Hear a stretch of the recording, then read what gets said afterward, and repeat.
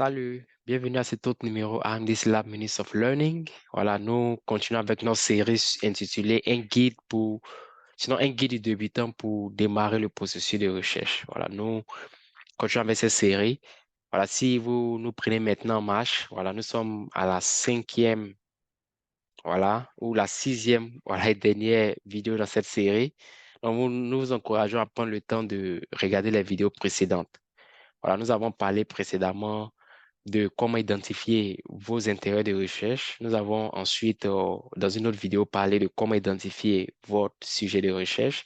Après quoi, nous avons parlé de comment identifier un problème de recherche.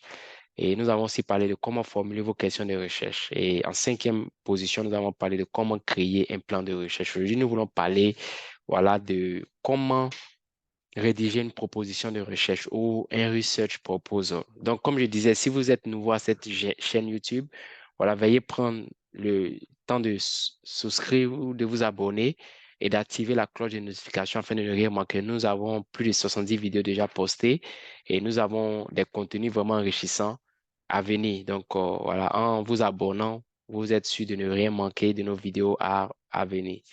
Voilà, donc nous allons parler de comment rédiger une proposition de recherche.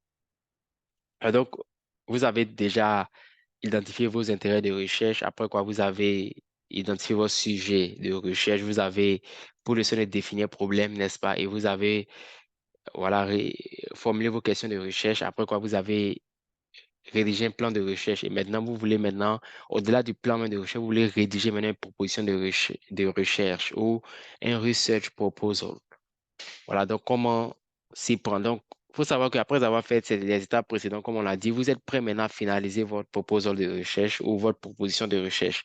Dans la proposition de recherche décrit, si vous voulez, le contexte, la pertinence, n'est-ce pas, le but et le plan de votre recherche.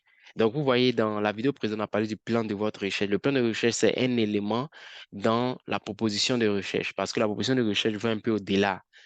En plus du plan, vous allez parler du contexte, vous allez parler de la pertinence. Voilà, quelle est la significance, sinon la signification de votre recherche. Voilà, pourquoi est-ce que c'est important, le problème que vous voulez résoudre dans votre recherche. Voilà, vous allez parler du but et toutes ces choses-là. Donc, en plus de décrire le contexte, l'énoncé du problème et les questions de recherche, la position doit également inclure une revue de littérature. Voilà, une revue de la littérature qui montre en fait comment vos sujets. Sinon, votre recherche, votre projet, votre article, par exemple, va s'intégrer dans les travaux existants sur le sujet. Donc voilà, comme je disais, en plus, c'est-à-dire la position de recherche va décrire, comme je disais, voilà, le contexte, la pertinence, le but et le plan de votre recherche. Mais en plus de décrire le contexte, l'énoncé du problème et les questions de recherche, cette proposition de recherche doit également inclure une revue de la littérature. Et cette revue de la littérature va permettre de montrer en fait comment est-ce que votre sujet, votre projet, voilà, s'intègre dans les travaux existants sur le sujet.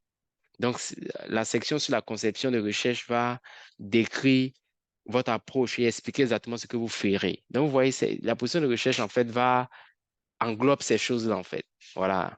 Et voilà, vous devrez peut-être aussi faire approuver si, par exemple, je prends le cas si c'est une thèse, par exemple, n'est-ce pas?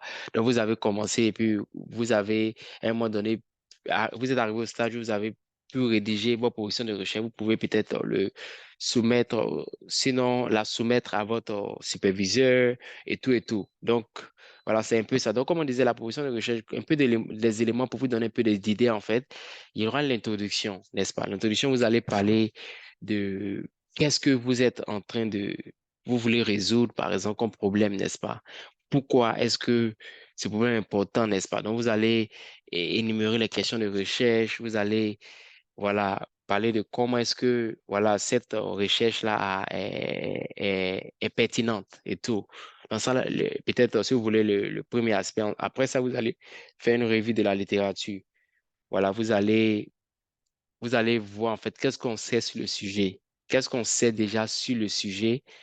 Qu'est-ce que on ne sait pas et quel est qu'on appelle ça, ce creux-là qu'il existe et comment est-ce que vous allez remplir c'est ce qui manque en fait. Voici ce qu'on sait sur le sujet, voici ce qu'on ne sait toujours pas et comment est-ce que votre recherche va aider à joindre les deux en fait.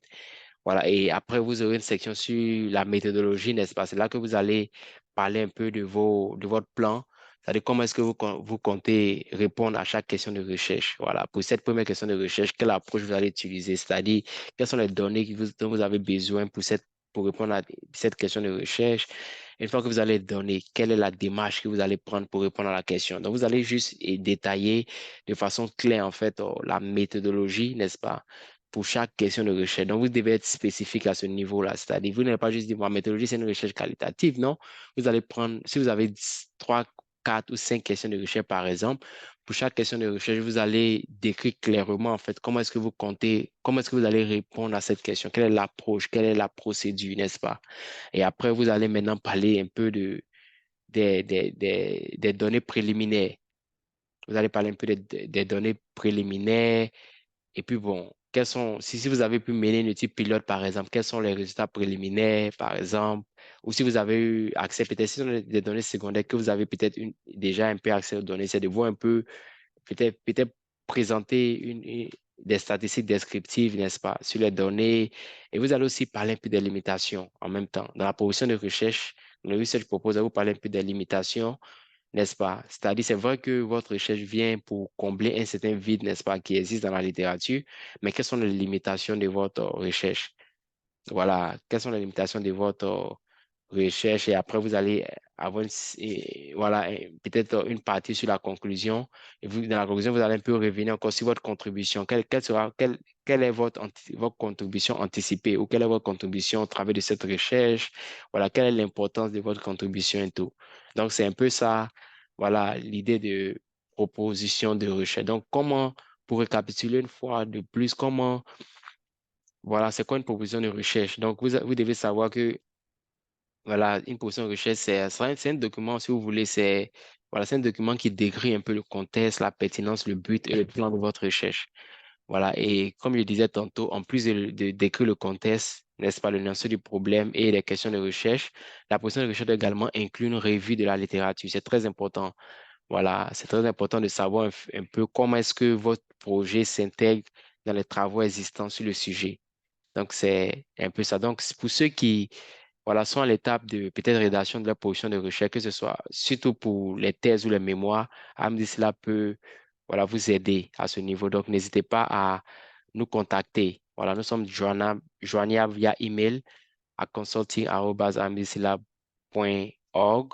Et aussi, nous sommes disponibles via WhatsApp au plus 225 07 67 25 23 15. AmDC notre mission est simple, c'est de transformer des vies au travers de la recherche. Et nous le faisons en équipant des chercheurs comme vous. Voilà. Et donc, n'hésitez pas à nous contacter et nous serons ravis de vous aider. Voilà. Merci, à très bientôt pour un autre numéro de AmDC Minutes of Learning.